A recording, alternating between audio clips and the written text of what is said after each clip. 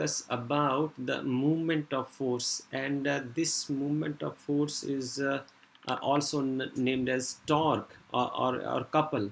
So हम आपके साथ चर्चा कर रहे थे अभी इस चैप्टर रोटेशनल मोशन में, जिसमें आपने किया कि जो डिस्प्लेसमेंट हमने पढ़ा, हम यहाँ लिखते हैं लीनियर मोशन और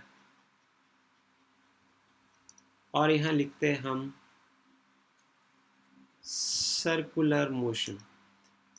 तो लीनियर मोशन में आपने देखा कि जो बॉडी है वो एक लाइन में चलती है, बॉडी एक लाइन में चलती है, और सर्कुलर मोशन में आपने देखा कि बॉडी ऐसे सर्कल में चलती है। और ये दो तरीके के मोशन हुए। इसमें हमने देखा कि जो डिस्प्लेसमेंट है उसको आप एक्स से लिखते हैं, और इसका जो रोटेशनल एनालॉग है उसको हमने थीटा से पढ़ा। फिर आपने पढ़ा कि जो वेलोसिटी है, चेंज इन डिस्प्लेसमेंट वेलोसिटी, और इसका जो रोटेशनल एनालॉग है आपने ओमेगा पढ़ा।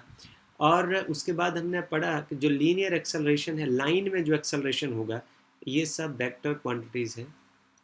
और यहाँ इसका जो रोटेशनल एनालॉग आपने पढ़ा वो आपने पढ़ा एल्फा।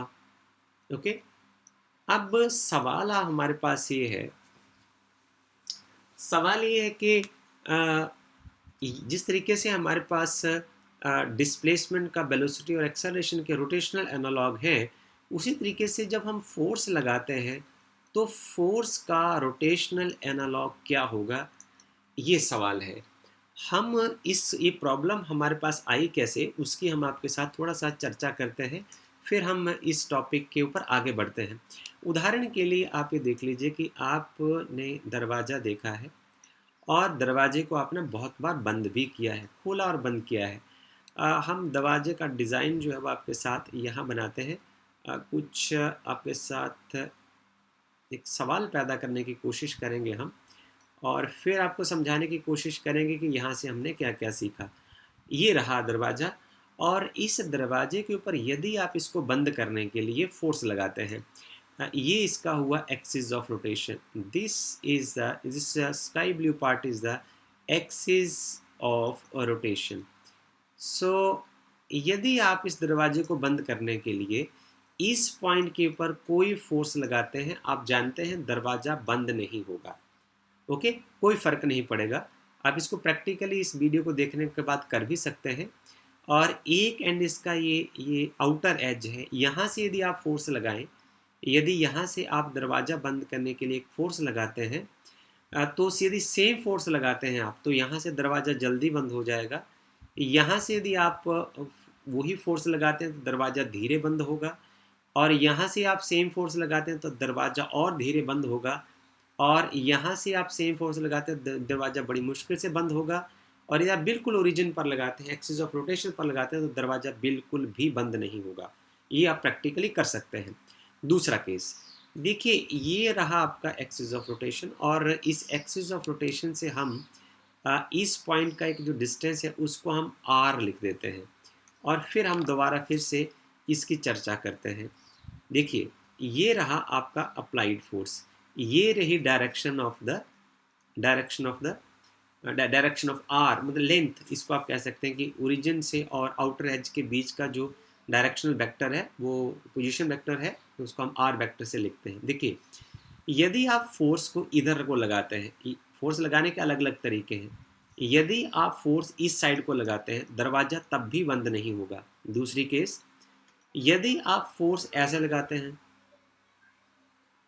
आप अपने दरवाजे को ऐसे फोर्स लगाते हैं इधर, बिल्कुल सेम पोजीशन वेक्टर की ऑपोजिट डायरेक्शन में, दरवाज़ा तब भी बंद नहीं होगा।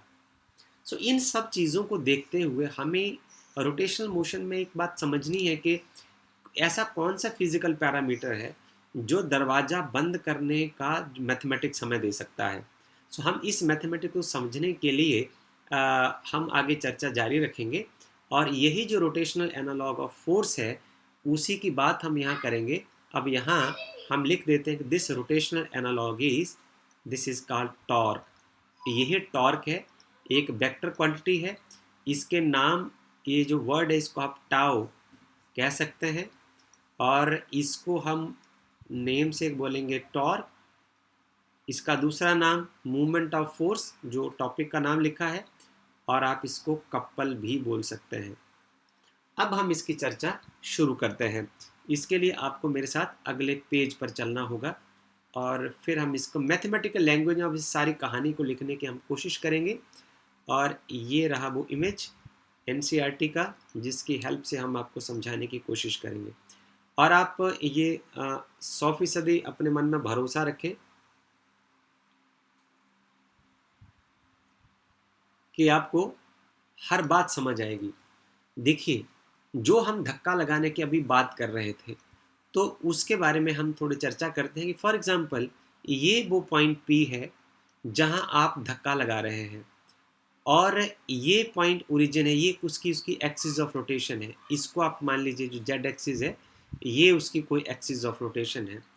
अब जो फोर्स है वो इस डायरेक्शन में काम कर रहा है, जैसे ये इसको आप एफ वेक्टर हम लिख दें, और ये रहा पोजीशन वेक्टर जो ओरिजिन और पॉइंट पी के बीच का डिस्टेंस है, और ये उसकी डायरेक्शन है।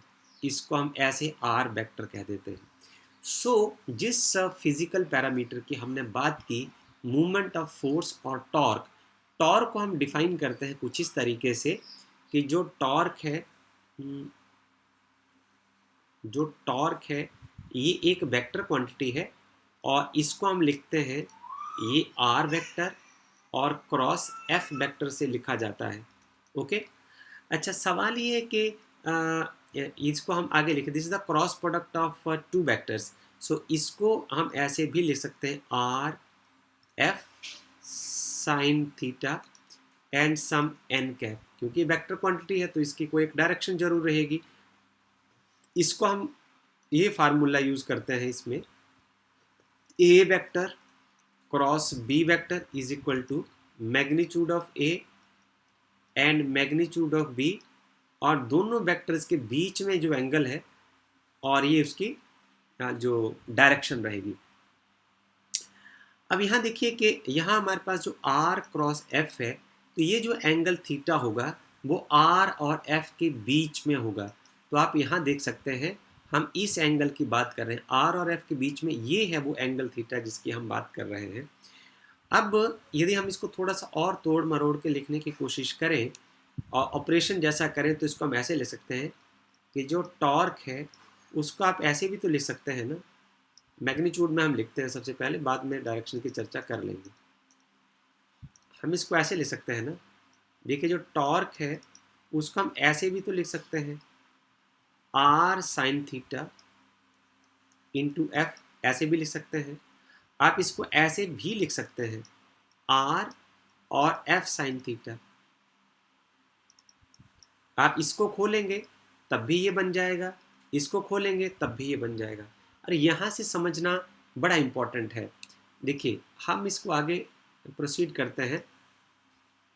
ये जो आर साइन थीटा है इसको हम समझने की कोशिश करते हैं। आर साइन थीटा कैसे आएगा? आपने ये पढ़ रखा है कि जब हम वेक्टर्स को रिजॉल्व करते हैं ना, ऐसे हम छोटा सा एक उदाहरण से हम आपको दोबारा फिर से समझा देते हैं, क्योंकि कई बच्चे ऐसे होते हैं जो वीडियो को डायरेक्ट देखते हैं। सो रिजोल्यूशन ऑफ द वेक्टर के कंसेप्ट को आपको थोड़ा सा रिकॉल करना पड़ेगा। यहाँ देख लीजिए कि फॉर एग्जांपल आपके पास कोई ये वेक्टर ए वेक्टर है और ये इसके साथ कोई एंगल थीटा बना रहा है, तो इसका जो एक्स कंपोनेंट होगा उसको हम लिख देंगे a x is equal to a cos theta, और जो उसका बाई कंपोनेंट होगा वो a y is equal to a sine theta. So यहाँ आप देखें, यहाँ से आप एकदम समझ जाएंगे, यदि ये एंगल थीटा तो वर्टिकली ऑपोजिट एंगल ये एंगल भी थीटा होगा। तो इस तरीके से आप देखिए, जैसे आर वेक्टर जो है इसके साथ एक एंगल बना रहा है, तो ये वाला पार्ट तो कॉस थीटा हो जाएगा, then this part is equal to R sine theta. अब आप देखिए कि यदि टॉर्क को हमने डिफाइन करना है, तो टॉर्क का मतलब क्या हुआ कि it is the product of the force and the R sine theta. And what is R sine theta? जो फोर्स का लाइन ऑफ एक्शन है। लाइन ऑफ एक्शन का मतलब आप समझने की कोशिश करें, जिस लाइन में फोर्स काम कर रहा है। अब देखिए इस लाइन में फोर्स काम कर रहा है, ये लाइन की बात की है, और दूसरा ओरिजिन और line of action of force के बीच का डिस्टेंस है, इन दोनों को यदि आप गुणा कर दें तो टॉर्क बन जाता है। ये आप यहाँ से समझ सकते हैं। और दूसरा पार्ट आप ये समझ सकते हैं, यदि आप sine theta component of the force, यहाँ आप इसी तरीके से रिजॉल्व करके ये साइड जो आपकी जो एफ साइन थीटा हो जाएगी, एफ साइन थीटा और the distance between the F sine theta and the origin is also termed as the torque. तो ये टॉर्क को डिफाइन करने के हमारे पास दो तरीके हो जाएंगे। These are the two ways to define the torque. Okay, आगे हम फिर चर्चा जारी रखते हैं। अब सवाल रहता है कि इसके यूनिट्स और डायमेंशंस क्या होंगे। यूनिट्स एंड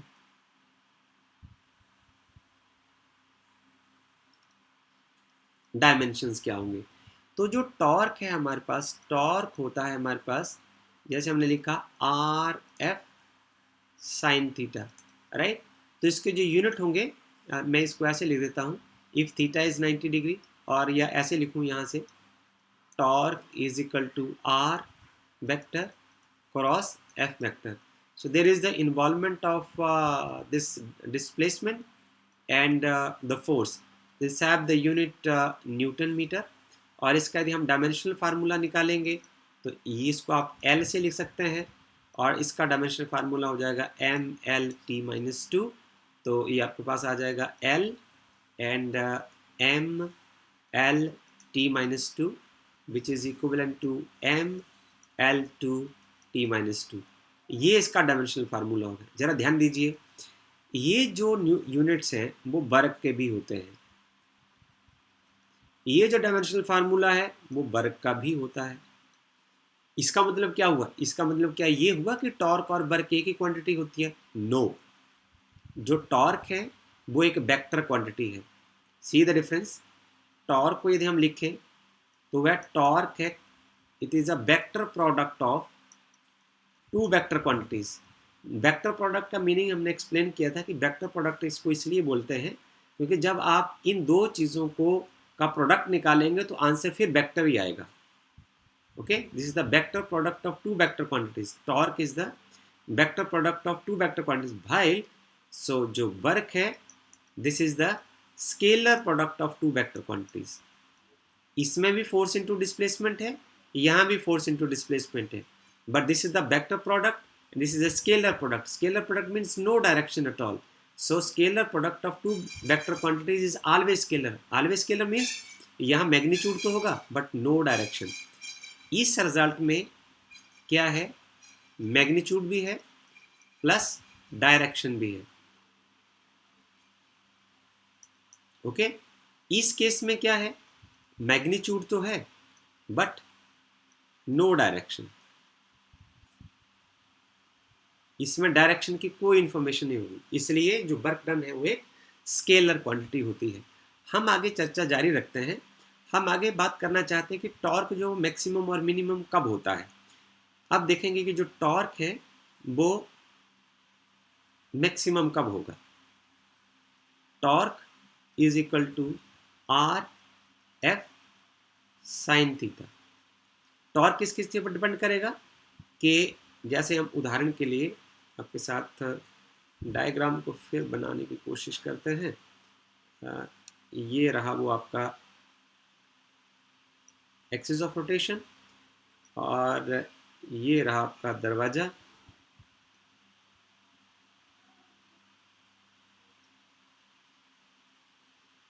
ये रहा दरवाज़ा। अब यहाँ से हम समझेंगे अब टॉर्क कब ज़्यादा से ज़्यादा लगेगा। देखिए, यदि आर ज़्यादा होगा, इसका साफ मतलब होगा कि यदि आप दूर से फोर्स लगाएंगे, यदि आप यहाँ से फोर्स लगाएंगे। अब आपको सब सवालों के जवाब भी मिलेंगे जो हमने पहले पैदा किए थे। यदि आप दूर से फोर्स लगाएंगे टॉर्क ज़्यादा लगेगा, दूर से यदि आप फोर्स ज़्यादा लगाएंगे तो टॉर्क ज़्यादा लगेगा। यदि आप थीटा 90 डिग्री रखेंगे, because sine 90 degree is equal to 1 means यदि आप दूर से फोर्स ऐसे लगाएंगे, इस तरीके से R और F के बीच में जो एंगल है वो यदि 90 डिग्री का होगा, if this angle is 90 degree तो टॉर्क ज़्यादा होगा। इसलिए हमने जब शुरू में आपको समझाया था और बात की थी कि यदि आप यहाँ ही फोर्स लगा, चलो एक और पार्ट हम पढ़ते हैं, फिर हम इसके बाद दरवाज़ा बंद करने की घटना को दोबारा फिर से डिटेल में बात करते हैं। ये आ गया कि टॉर्क मैक्सिमम कब होगा। अब टॉर्क मिनिमम कब होगा? टॉर्क मिनिमम फार्मूला तो यही रहेगा, आर एफ साइन थीटा। ये मिनिमम कब होगा? मिनिमम का मतलब जीरो कब होगा? या तो आर जीरो हो जाए, या एफ जीरो हो जाए, या फिर ये वाला पार्ट जीरो हो जाए। तो साइन थीटा वाला पार्ट कब जीरो हो सकता है? यदि थीटा 0 डिग्री होगा या फिर 180 डिग्री होगा। अब यहाँ से आप समझने की कोशिश करें, आर जीरो होने का मतलब क्या हुआ? आर जीरो होने का मतलब है कि आप फोर्स बिल्कुल एक्सिस ऑफ रोटेशन के ऊपर लगाएंगे। एफ जीरो का होने का मतलब है कि आप फोर्स लगाएंगे ही नहीं, तब भी आपका दरवाजा बंद नहीं होगा। अब यदि जो एस थीटा 0 डिग्री है, इसका मतलब क्या है? इसका मतलब ये है कि जैसे direction of application of force है, या हम यूँ कहें कि direction of point of application of force है, तो वो इस डायरेक्शन में है, ओरिजिन से ए पॉइंट की ओर, for example some point a, और आप फोर्स भी इसी डायरेक्शन में लगा रहे हैं। You are applying the force in the same direction, means आप दरवाजे को ऐसे करके इधर को खींच रहे हैं। ओके, तो दरवाजा बंद नहीं होगा, घूमेगा नहीं अपनी जगह। और दूसरा है, यदि आप फोर्स ऑपोजिट डायरेक्शन में लगा रहे हैं, यदि आप फोर्स जो अप्लाइड फोर्स जो है वो कुछ इस तरीके से लगा रहे हैं, if you are applying the force in this direction, इस केस में क्या है? R and F both are at an angle of 180 degree. तो उस केस में भी जो टॉर्क है वो जीरो होगा। टॉर्क जीरो होने का मतलब है कि दरवाजा घूमेगा नहीं इस एक्सिस ऑफ रोटेशन के किनारे। So I think this is all about the concept of torque, which is the rotational analog of the force. I think it is all about it. So I can say at the end, I would like to write one thing, कि जो torque है, अब आपने उसको कैसे लिखना है? Are और एफ नहीं लिखना है, आपने लिखना टॉर्क को आर परपेंडिकुलर इंटू एफ लिख सकते हैं आप, या फिर आप टॉर्क को कैसे लिखेंगे? R into F perpendicular. So there are two ways to write it down. This is all about it. Thank you.